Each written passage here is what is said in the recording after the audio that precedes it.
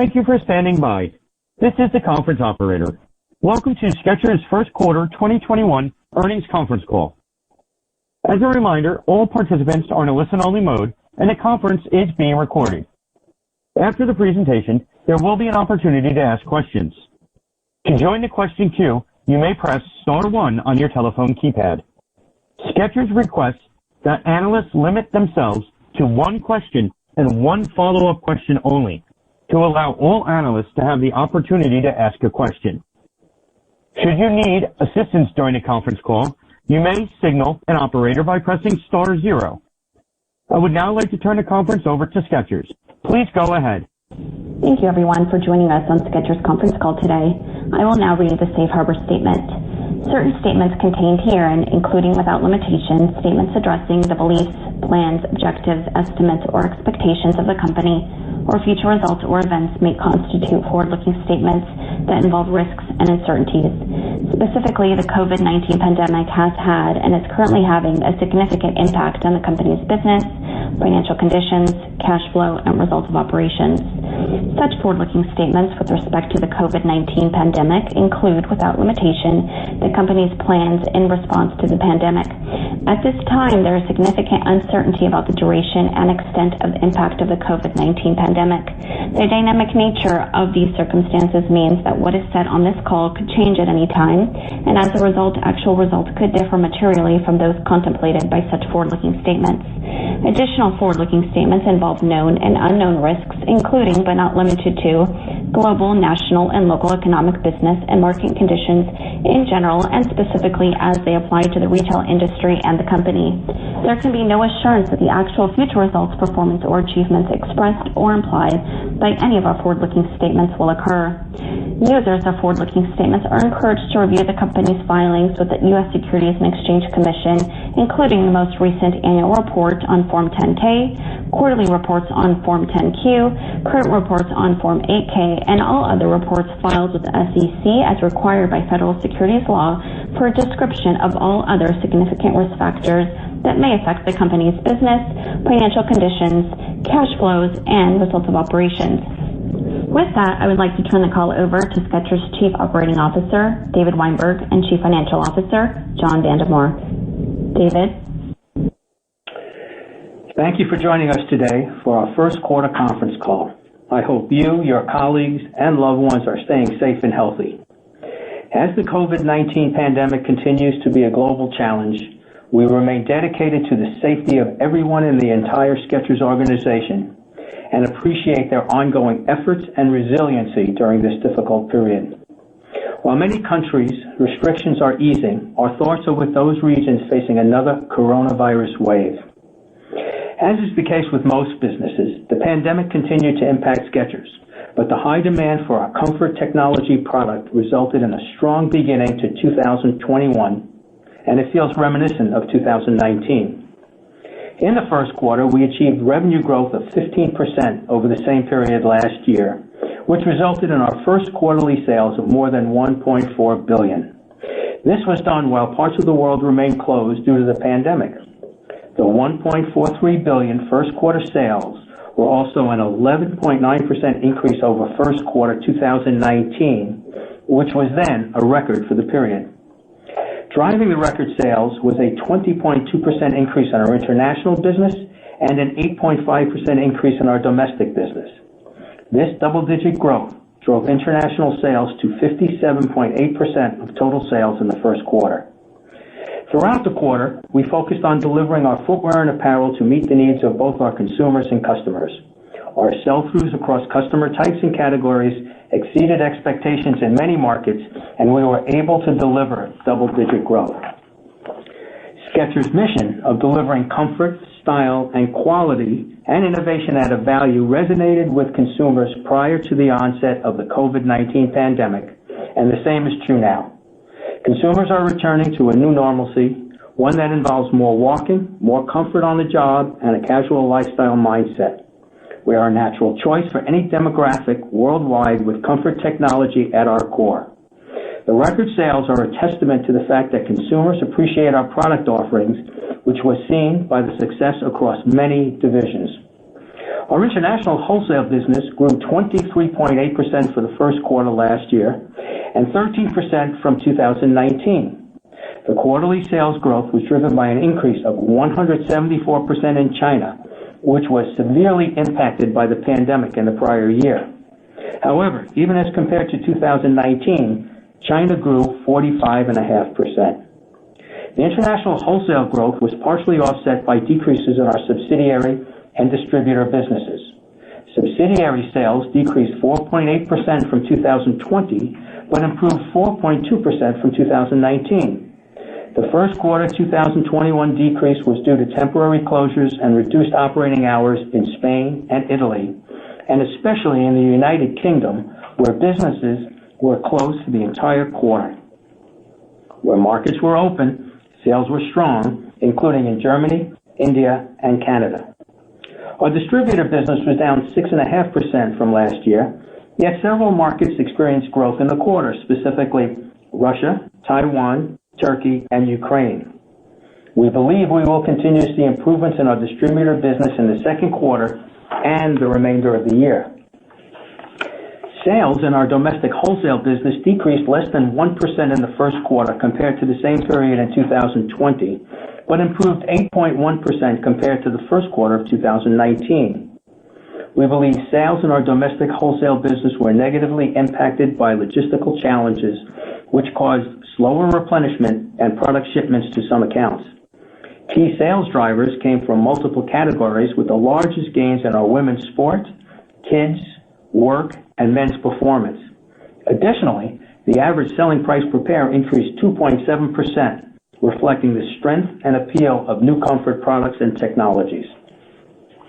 Skechers' direct-to-consumer business increased 18.1% over 2020 and 13.1% over 2019, despite the fact that domestic operating hours were reduced by approximately 15% during January and February and 7% in March. In our international company-owned stores, we lost 37% of the days available to sell during the quarter. Our domestic direct-to-consumer sales increased 28.4% compared to the first quarter of 2020 and 18% compared to 2019. This improvement came from our domestic e-commerce channel, which grew by 143%, and our brick-and-mortar stores, which grew by 13.6%. Our domestic direct-to-consumer average selling price per unit rose 10.9%, which speaks to the strength of our current product offering.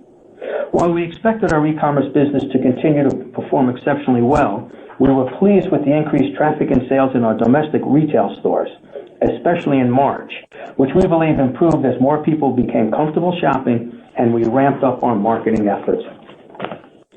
We have now completed the update of our point-of-sale system, which further optimizes our domestic direct-to-consumer channels and will continue to improve our omni-channel capabilities. We are now focused on rolling out this same platform worldwide. Our e-commerce channel remains a meaningful growth opportunity as sales increase significantly across the globe. We plan to expand our e-commerce reach across Europe, beginning with a new site in Ireland and the revamp of our UK site this summer. Our international direct-to-consumer business increased 1.9% over the first quarter of 2020 and 4.4% over 2019. The growth was largely attributable to our company-owned e-commerce sites and the strength of our sales in Korea, India, and Thailand, partially offset by ongoing temporary store closures due to stay-at-home guidelines across many markets, most notably in the United Kingdom. While we are seeing some markets reopening this month, including England last week, other countries have extended or reinstated their lockdowns. Given the unpredictability of the coronavirus and its impact on many markets, we remain cautious about a return to normal traffic and sales in many international stores. In the first quarter, we opened 12 company-owned Skechers stores, 6 of which are in international locations, including our largest store in India. We have opened 7 stores to date in the second quarter, including our first in Antwerp. We closed 20 locations in the first quarter as we opted not to renew expiring leases, and we expect to close 1 additional store at the end of this month. An additional net 106 third-party Skechers stores opened in the first quarter, bringing our total store count at quarter end to 3,989. The stores that opened were across 16 countries, with most located in China and India. To support the open regions during the first quarter, we ramped up our marketing efforts to drive home our comfort message. This included former professional quarterback and lead NFL commentator Tony Romo in a Max cushioning commercial during the Super Bowl, and NFL coach John Gruden and sports analyst Howie Long in new commercials for Skechers Arch Fit, as well as Brooke Burke featured in Arch Fit and Skechers apparel commercials during the quarter. Our new campaign ran on television as well as digital platforms to support key initiatives for men, women, and kids. In the first quarter, we were awarded Company of the Year by leading industry publication Footwear Plus for the 9th time in 15 years. This was due to our efforts during the challenging 2020 year and our ability to deliver to consumers the comfort they wanted. We are pleased with our performance in the first quarter and think this was a solid beginning, especially given the ongoing pandemic-related difficulties most recently impacting our international business, which now represents 58% of our total sales. While many markets continue to face challenges, we are seeing strong signs of recovery and remain focused on delivering our comfort technology and managing the flow of our inventory to fulfill demand where we are open and drive sales where possible. Now, I'd like to turn the call over to John. Thank you, David, and good afternoon, everyone. The Skechers brand performed exceptionally well this quarter, despite ongoing challenges posed by the pandemic, including continuing store closures and operating restrictions in many markets across the world. The quarter began as expected, with the pandemic continuing to influence tepid consumer trends worldwide, especially as many markets reinstituted lockdowns. However, mid-quarter, we began seeing signs of consumer engagement and optimism domestically that we have not seen in over a year. That led to results in March that even exceeded our own internal expectations, reflecting high demand for the Skechers brand. Although we remain cautious given the nature of government responses to COVID-19 globally, we are optimistic that our first quarter results are indicative of the power of our brand as the world begins to recover from the pandemic. Now let's turn to our first quarter results, where you will note that due to the unusual nature of last year, we will occasionally compare to both 2020 and 2019, where we feel the added measure is beneficial to evaluating the performance of our business. Sales in the quarter achieved a new record totaling $1.43 billion, an increase of $186.1 million or 15% from the prior year, and an impressive 11.9% increase over the first quarter of 2019. On a constant currency basis, sales increased $145.9 million or 11.7%. International wholesale sales increased 23.8% in the quarter compared with the first quarter of 2020 and 13.4% compared with the first quarter of 2019. Our joint ventures grew an impressive 120% in the quarter, led by China, which grew 174% against prior year results, which contained the most severe impacts of the COVID-19 outbreak. As compared to the first quarter of 2019, China grew 45.5%, driven by strong e-commerce performance. Subsidiary sales declined slightly in the quarter by 4.8%, primarily as a result of continuing closures in Europe and Latin America. However, as compared to 2019, our subsidiary sales grew an impressive 4.2%, despite the current year operational restrictions. As expected, our distributor business continued to face pandemic headwinds in the first quarter, decreasing 6.5%, but saw a marked improvement as compared to the second half of 2020. Although we continue to expect this portion of our business to recover more slowly than the overall international wholesale segment, we remain optimistic that we will ultimately see a full recovery of sales in this important channel. Domestic wholesale sales decreased slightly in the quarter by less than 1%, primarily due to the unfavorable timing of shipments to customers, which we now expect to occur in the second quarter. Compared to the first quarter of 2019, sales increased 8.1%, which we believe is more reflective of the positive underlying trends we are seeing with the majority of our domestic wholesale partners, particularly based on sell-through we observed in the back half of the quarter. Direct-to-consumer sales returned to growth in the quarter, increasing 18.1%, the result of a 28.4% increase domestically and a 1.9% increase internationally.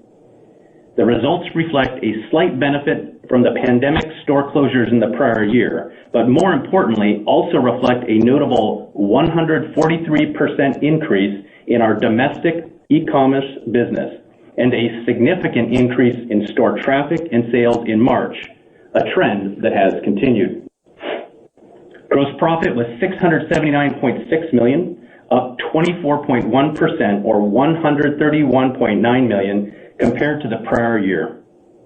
Gross margin was 47.6%, an increase of 350 basis points versus the prior year, primarily driven by increases in our average selling price across all segments, as well as a favorable mix of online sales. Total operating expenses increased by $19.9 million or 3.9% to $528 million in the quarter. Selling expenses increased by $11.2 million or 15.2% to $85.3 million, which was flat as a percentage of sales versus last year. The dollar increase was primarily due to higher domestic digital demand creation spending, as well as the reopening of certain markets internationally. General and administrative expenses increased slightly by $8.6 million or 2% to $442.7 million, which was primarily the result of volume-driven expenses in warehouse and distribution for both our international and domestic e-commerce businesses. This was partially offset by lower retail labor costs. Earnings from operations was $157.7 million versus prior year earnings of $44.8 million. This represents an increase of 252% or $112.9 million. Operating margin was 11%, compared with 3.6% a year ago and 13% in 2019, reflecting strong combination of top-line performance and operating expense leverage despite ongoing pandemic-related challenges. Net earnings were $98.6 million or 63 cents per diluted share on 155.9 million diluted shares outstanding. This compares to prior year net income of $49.1 million or 32 cents per diluted share on 154.7 million diluted shares outstanding. Our effective income tax rate for the quarter was 20.2% versus 15.3% in the same period last year. The increase was predominantly due to an unfavorable mix of earnings from higher tax jurisdictions. And now turning to our balance sheet. We ended the quarter with $1.51 billion in cash equivalents, and investments, which was an increase of $148.2 million or 10.8% from March 31st, 2020. Trade accounts receivable at quarter end were $798.8 million, an increase of $2.6 million from March 31st, 2020. Total inventory was $1.07 billion, an increase of 8.3% or $81.8 million from March 31st, 2020. The increase is largely attributable to higher inventories to support growth in China and government closures in Europe. Total debt, including both current and long-term portions, was $779.7 million at March 31st, 2021, compared to $699.8 million at March 31st, 2020.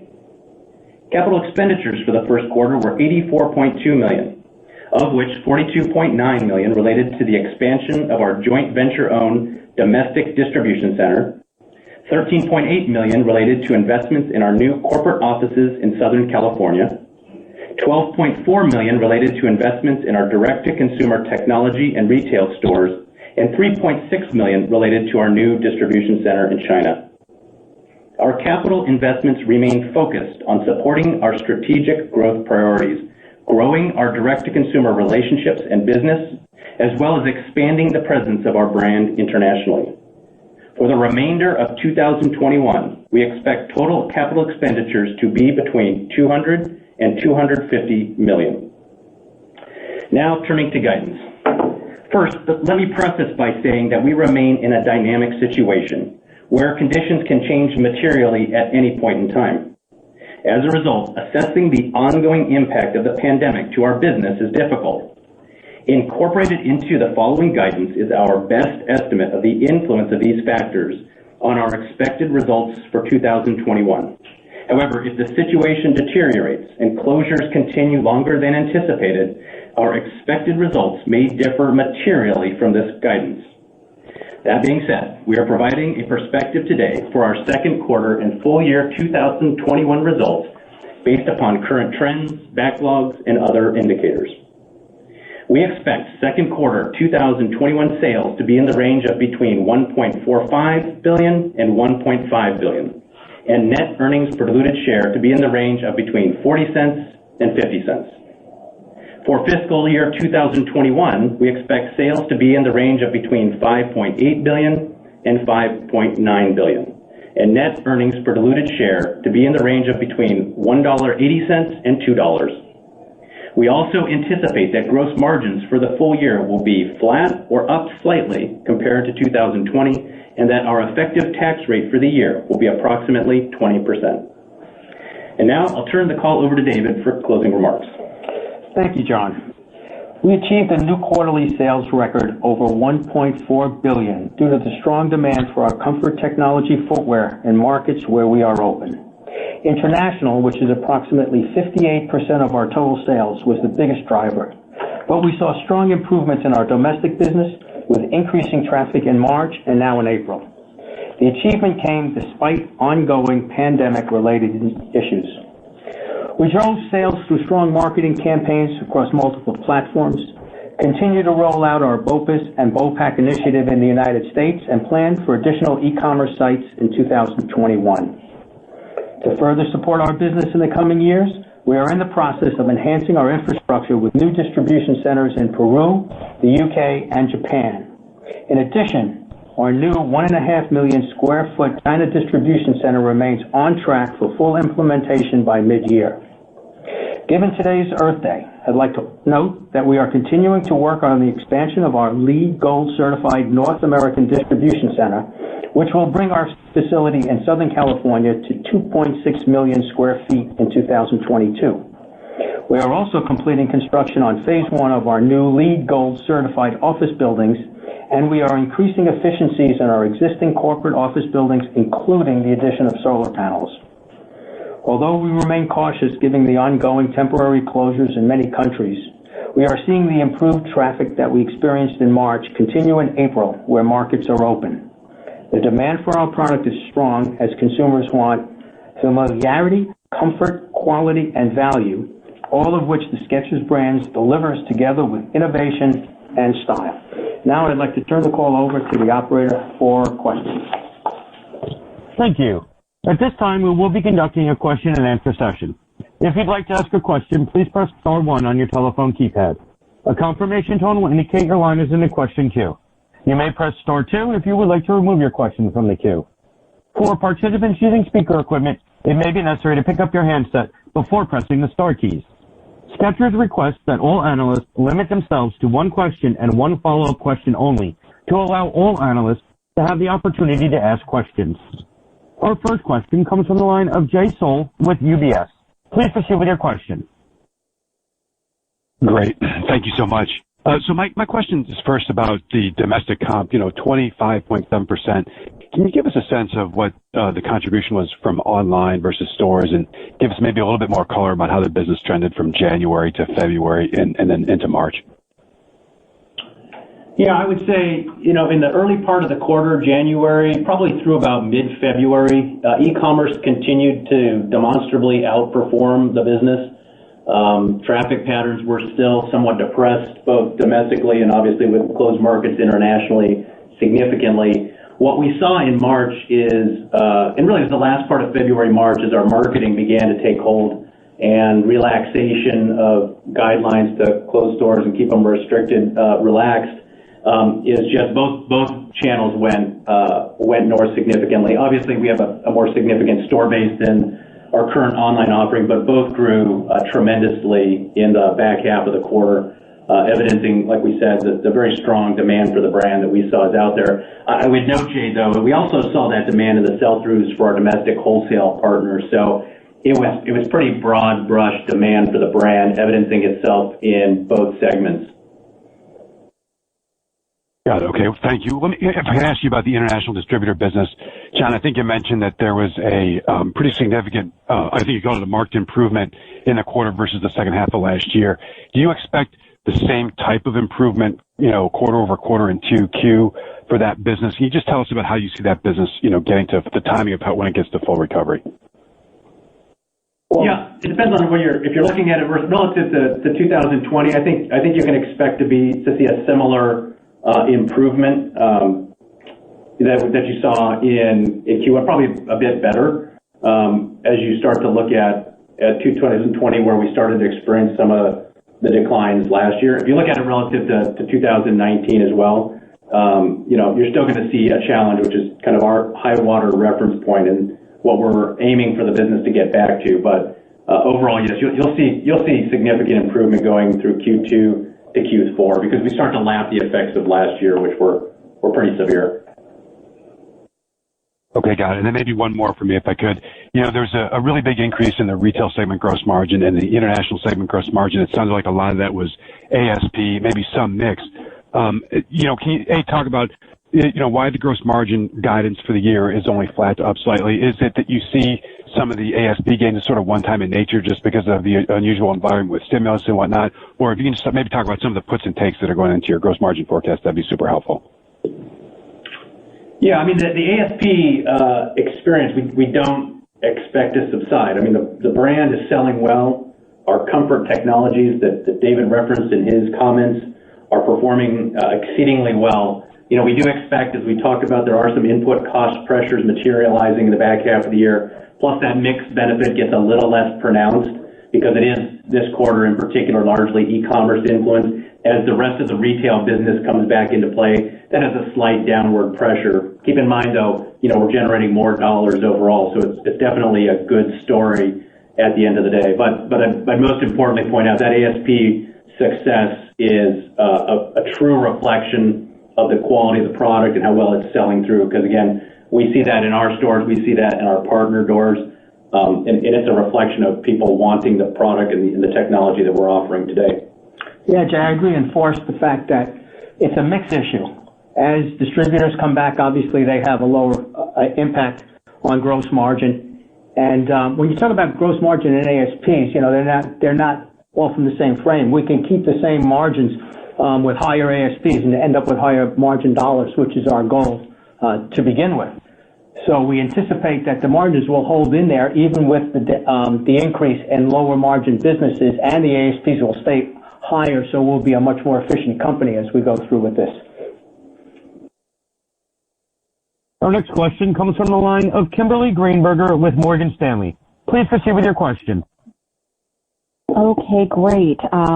Fantastic. Really nice quarter, guys. And I wanted to ask about the ASP, just following up on Jay's question. It sounds like you expect the strong ASP to continue, but the aggregate mix of ASP for the business will change just as the various pieces of business come back. And am I hearing you correctly on that? I just want to make sure I've got a good understanding. Yeah, absolutely. And so I'm just trying to think about if there is any sort of supply-demand imbalances out there that could be influencing ASP one way or the other. And if you feel like you're in a good inventory position, if there are any, let's say, supply issues that may be helping ASP at the moment that you would expect to unwind later in the year. Well, we think our inventories are in great shape. as far as creating demand, it's not something we would do. We deliver at the prices we committed to. This was in the cards to begin with. I think what it shows is less markdown cadence and a stronger base for our higher priced items as this comfort technology that we've been developing and putting in multiple shoes is now coming into its own. So we have less markdowns. We have higher ASPs in our own retail. We assume all around the world our wholesale partners will continue to take the benefit as well as they open up. There were probably some imbalances as we moved along, but we never raised prices or changed anything for it. That just was part of our mix. I think we actually handled the imbalances as well as anyone. We weren't significantly late. We delivered most on time. We were able to move things from countries that had closed down to countries that were operating. It's part of our core competency. So I think logistically we came through this as well as we could anticipate and sort of spread the wealth to everybody we delivered to. Fantastic. Great color. Thank you so much. Our next question comes from the line of Jim Duffy with Stifel. Please proceed with your question. Thank you. Hi, guys. Terrific quarter. Thank you. And thanks for the guidance. With the inventory, it looks like you've left yourself in a good position to capitalize on improving demand. Should that materialize 2Q, 3Q, and so forth? John, just looking at the guide, the second quarter and full year guide implies you'll be more than halfway to the full year earnings guide at the midpoint of the year. Is there some significant incremental expense to flag in the second half of the year, or is this just conservative assumptions on revenue and margin?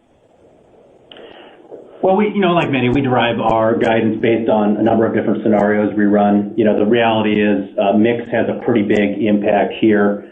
It really depends on what happens relative to, for example, the international retail market. So there's some latitude there. I would just note broadly, we are seeing a higher tax rate this year, which, I urge you all to incorporate because that's something that we feel is durable for the remainder of the year. And we have had some exposure to FX to the downside, which we saw this quarter. This quarter we lost probably about 5 cents on, an FX charge.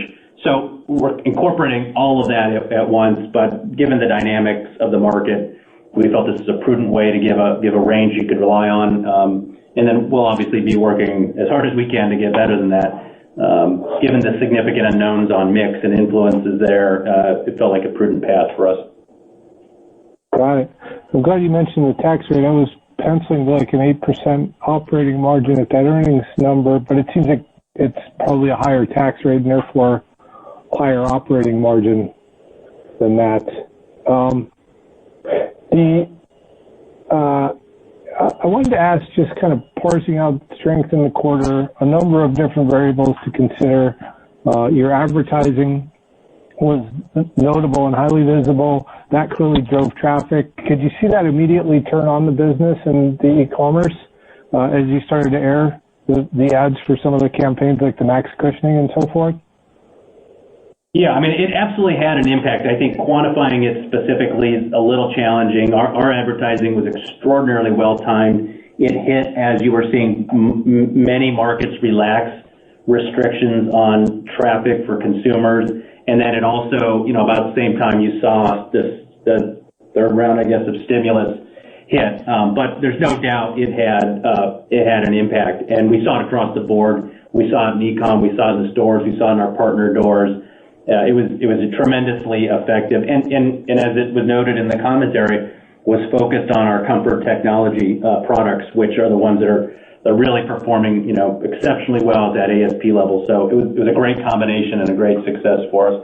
We should point out it worked around the world as markets opened, and there was a great demand created just from the lockdown.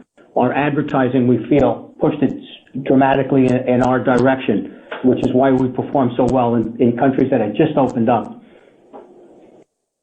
Great. And last one for me, just on the advertising, can you speak about plans for timing of advertising across the remaining quarters of the year? Yeah, we don't anticipate anything out of the realm of normal, on a relative basis. So I would encourage you to look at, where we generally sit in different times of the years on a percent of revenue basis. Nothing outlandish anticipated there. And Jim, just to follow up on, you didn't ask, one other thing to highlight on that EPS guide. As the mix tilts towards a market like China, there is a minority interest impact too. So that's one other thing to consider as you kind of parry down from an operating earnings perspective down to EPS. More heavily tilted towards a market like that, there is some minority interest impact that gets taken into consideration. Our next question comes from the line of Omar Saad with Evercore ISI. Please proceed with your question. Thanks. I'll add my congratulations as well. Really exceptional quarter, guys. Two quick questions. Number one, Europe, it's an important market for you guys. We've been hearing from a lot of other companies that it's still pretty tough there, a lot of closures. I mean, obviously you put up really impressive global numbers. Can you talk about Europe specifically, how much of it was or wasn't a drag in the quarter? And then I have a follow-up on China. Thanks. Yeah, as we said in our prepared remarks, it was down slightly from last year and up from 2019. We thought it was a very strong performance in those countries that were open. So if you look through the countries, there are obviously a dichotomy of those open, those closed, and those that had second waves as they came through. I think it's true to say that in the times we were open, no matter where we were open, we sold very well. And I think because of how well we performed in the first openings in Europe last May, June, and July, a lot of people felt they were short product going into the second closures, especially in the UK and more predominantly in Germany and places like that. So they accepted a lot. They wanted to come out of this closure fully stocked, especially with our stuff because it performed so well. So that helped our wholesale business in Europe, which was outsized to the number of stores that were closed. So, and to talk about, that's one of the things we take into account also when we did our guidance, because we filled up so dramatically in places that were closed on our wholesale business. The longer it takes to reopen may have some kind of minor impact in the back half of the year. So the sooner they open, we certainly have upside to wherever we stand because the performance is that good and everybody has our inventory is depending on it. Gotcha. That's helpful color. Thank you. And then quickly on China, I think it sounds like it's up 50% versus pre-COVID levels in the quarter, which kind of like puts you back on the prior trend. It seems like that you're getting a lot of pent-up demand there. Is that a fair characterization, or is it new customers coming to the brand? Can you tell, where this, really incredible numbers in China, where that, the various sources of demand are, and, how much, how big of a market can China become for you guys? It seems like there's a lot of runway there. And then are you seeing any impact from the boycotts of some other Western brands and around the Xinjiang issue? Thanks. Well, we're always dependent on new customers, and China does have 1.5 billion people, and more and more come into the middle class or can afford the footwear as time goes by. So we think we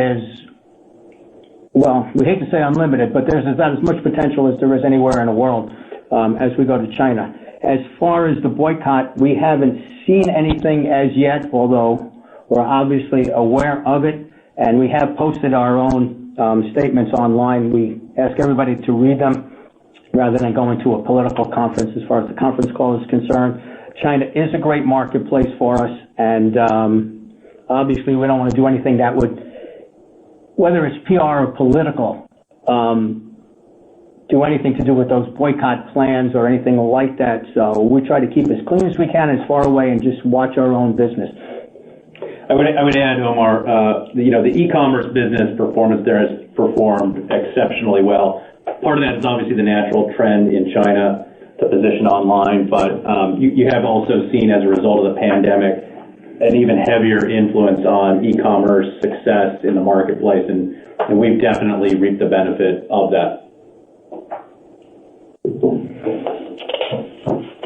Our next question comes from the line of Gabriella Carbone with Deutsche Bank. Please proceed with your question. Hi, thanks for taking my question, and congratulations on a great quarter.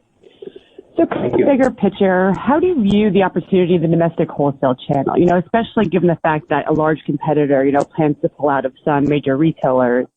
And then if you can just touch on the logistic issues that you mentioned in 1Q and how you see that playing out.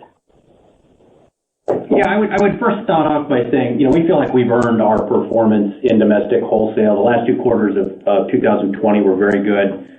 We are seeing very good underlying trends. We ran into a timing issue this quarter. We are very optimistic about the balance of the year, but that's, we think, largely earned by the strength of our product.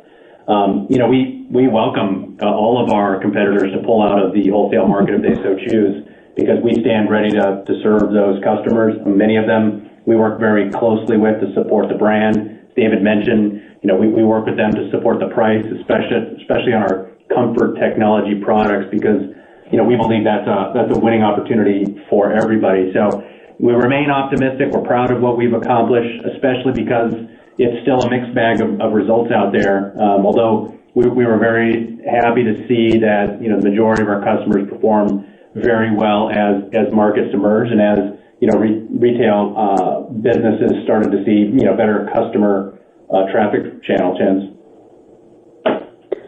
Great, thanks for that. And just a quick follow-up. Just was wondering if you could dig into product a little bit more and how you're seeing trends evolve as we kind of move into the recovery phase of the pandemic. Well, we are into that comfort technology footwear, which I think fits very well. And the product, it's across a broad range of product and product looks and certainly styling, but we're into comfort and style. So we have it everywhere, and we constantly are creating new categories that we can compete in. So I think even now, as we go through it, people are into more comfort, and we're a company that is dependable as far as delivering orders through difficult times. So I think we're seeing both the styling, the product, the inventory, also the sell-throughs as we go through this, created quite a demand for the product. We actually could ship significantly more if we had brought it in early enough, but we try to sit back and let the market come to us, and we know there's a high demand, and we're turning our inventory certainly on the wholesale level very quickly, which means there's a high demand for the product and prices should hold up, and we sit in a good place. Perfect. Thank you so much. Our next question comes from the line of Laurent Vasilescu with BNP Paribas. Please proceed with your question. Oh, good afternoon. Thanks for taking my questions. John, I think in the press release it talks about domestic wholesale business decreasing 0.9% due to timing of shipments. Just two quick points of clarification. Was that a shipment delay from 4Q to 1Q or 1Q to 2Q? And can you possibly parse out the size of that shipment? I knew somebody would ask. I didn't know it would be you, Laurent. It was a shift from first quarter to second quarter. It was, we had a variety of logistical challenges we had to face, as David referenced. Our team did a great job, by the way, net overcoming most of those. This was just a timing situation. I don't want to get into a full quantification, but we would have seen a result similar to, if not slightly better than what we saw, the last half of 2020. Definitely would have been up, and we expect that to carry into Q2. That's great to hear. John, you have approximately $1.5 billion of liquidity on your balance sheet. Your share buyback program expired in February. Should we anticipate another buyback program? And how do we think about the right amount of liquidity on the balance sheet going forward? Yeah, I would say, at the moment, it's still an uncertain environment. I think our first priority on any excess cash, it would be to probably repay the facility that we drew at the beginning of the pandemic. We're becoming, more and more confident that we're at least past what could be or could have been a significant liquidity event. From there, our number one priority is deploying cash back into the business where we can. And we obviously, by virtue of the investments we're making, see a lot of opportunity for that. After that, we discuss it, regularly with the board to let them make an evaluation. I don't want to get into guessing on how they'll perceive things, but I would say, we feel very good about the investments we're making in the business. Those are the highest ROI opportunities. And if there's more of those, we'll put the cash there, and then we'll look at other opportunities over time. Our next question comes from the line of Susan Anderson with B. Riley. Please proceed with your question.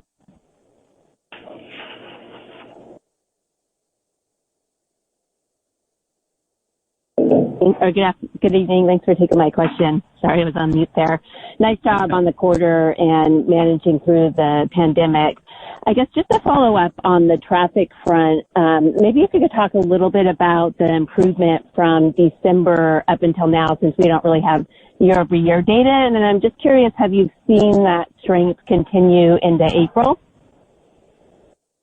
Yeah, I mean, comparing to 2020 is a little bit tough with some of the closures if you go worldwide. But I would say, what we saw was January and February, as we mentioned, pretty similar to what we saw in the fourth quarter of 2020. And then the market turned, things got better, perceptions definitely got better, consumer intent got better, everything got better at once. So, the comparison point we give is that, comparable store sales, did a 180 and then some, over from the mid-quarter on. And those have thus far sustained and even improved slightly again for us as, we saw markets like the UK come back online because, many international markets, unexpectedly from our view in the quarter stayed closed throughout. All of which is to say, again, it's a continuing trend we see. We're certainly doing what we can to foster, more traffic at a consumer level. But I think the most encouraging aspect for us is they're coming to the Skechers brand, be it our own stores, online, in our partners. We're seeing the sell-through, continue to manifest at very, very good levels. Great, that sounds good. And then I guess just on the wholesale front, is there any color you can provide just on, or are you seeing any thoughts around how the wholesalers are thinking about the back half this year, I guess particularly on the domestic front? Well, I think all we can say is we're seeing good demand for Skechers. I don't know if that holds true beyond that. We're working with, most every account right as we speak, getting ready for, the back-to-school shipments and their orders for fall, winter 21. Most of what we hear, at least relative to our product, is encouraging.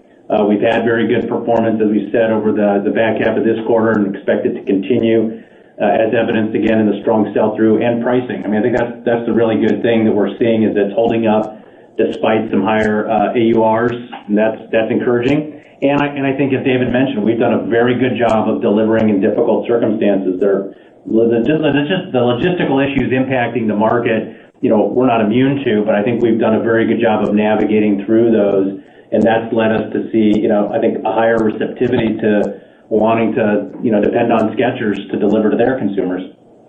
I'd like to add that our backlogs also indicate that there's a lot of dependency on us for the back half of the year.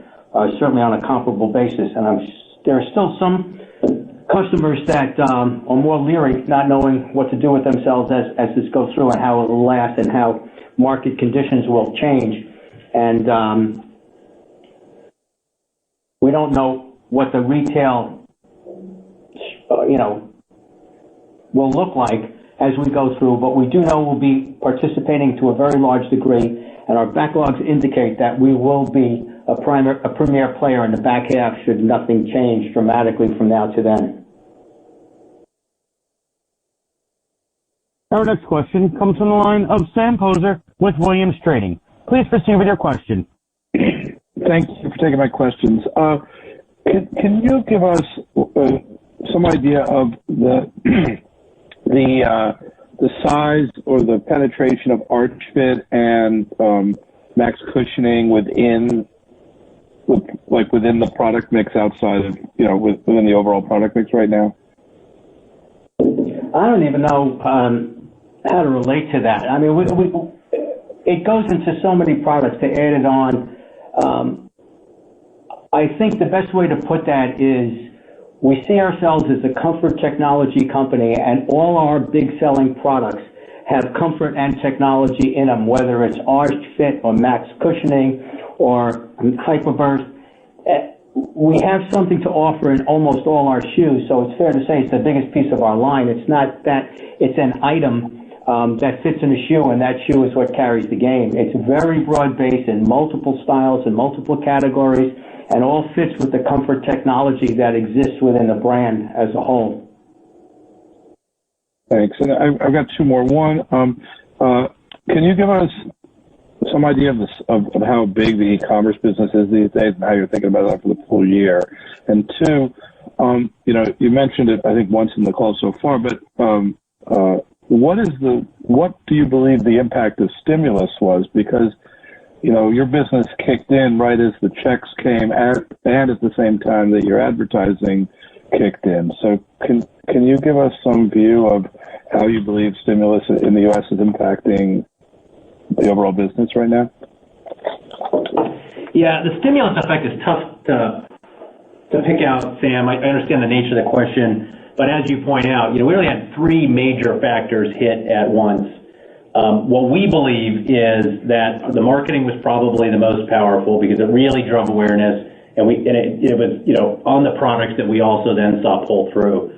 Obviously, the relaxed restrictions in many markets had effects. That was a little bit more sensitive geographically. In some areas, it was a big effect. In others, the market had been open for a while. So it really depends on the geography there. So overall, it probably wasn't as pronounced. And then the stimulus checks came in at about the same time. But, we've tried to look at it in detail. It's just very difficult to tease out,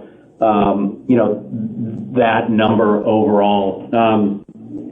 What I would say is on the e-commerce question, if we take into consideration the totality of our e-commerce business, so, domestically, internationally owned markets, China, it's definitely in a mid-teens number, this quarter, which, is definitely an overall positive trend in the trajectory of our e-commerce business. Our next question comes from the line of John Kernan with Cowen and Company. Please proceed with your question.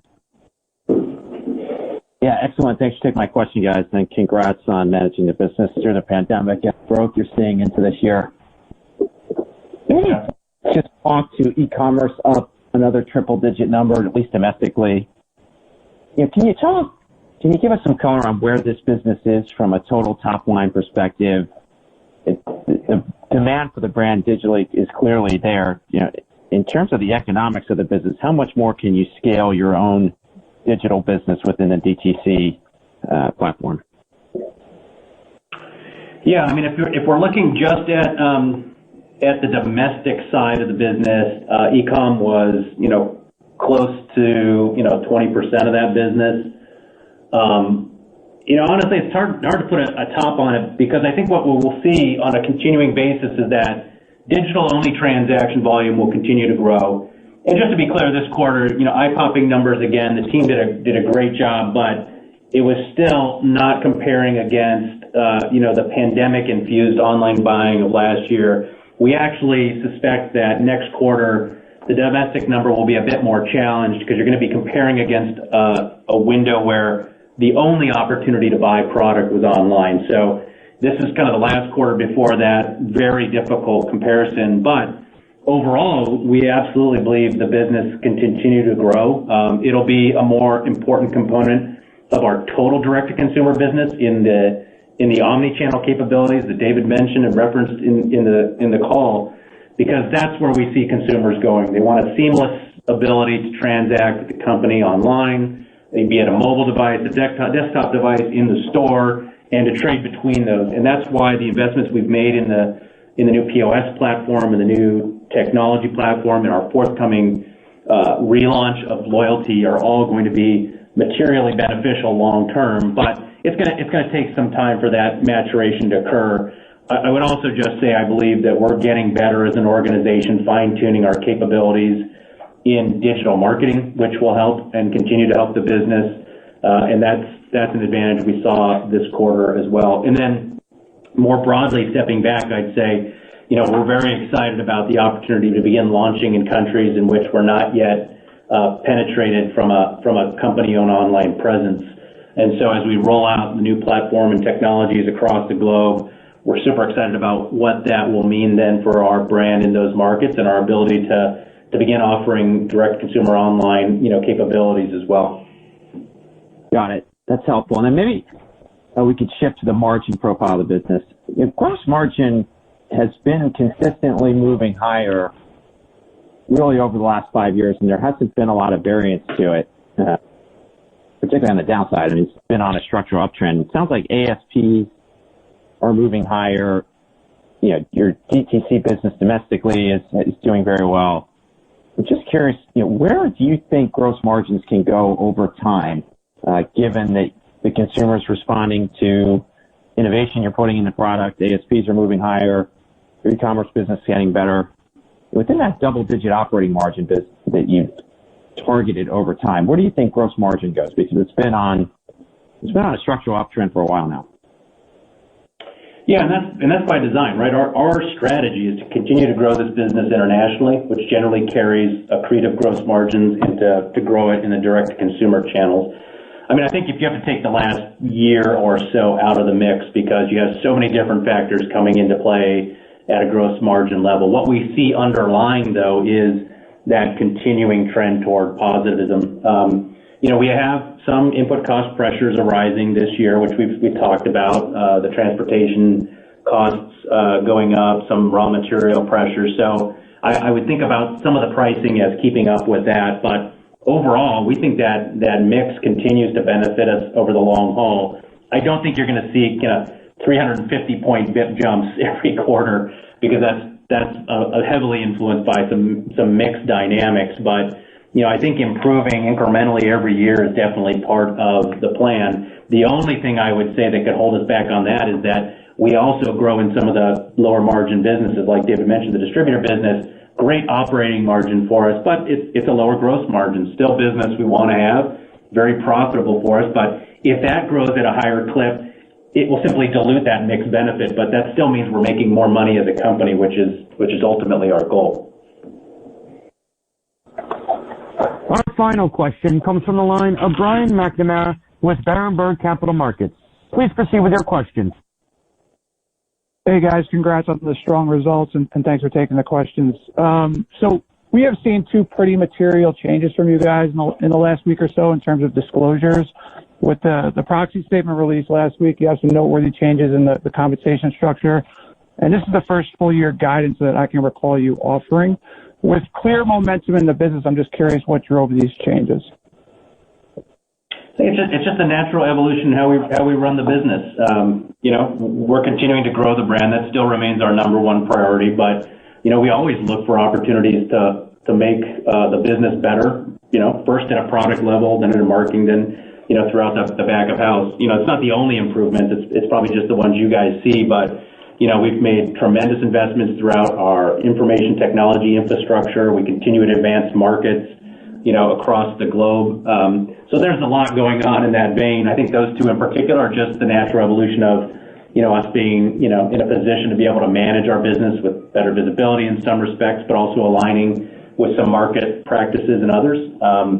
But I wouldn't want you to take away that that's the only improvement and just the ones you see are it, because you know, even in the last couple of years, we've made tremendous strides in many areas of the business, which, you know, I'll pitch in and say I don't think we get enough credit for because we're not great at chest beating. But, you know, even David mentioned, you know, on this Earth Day, you know, we have one of the largest LEED certified distribution centers, you know, we think in California at least, if not, you know, the country.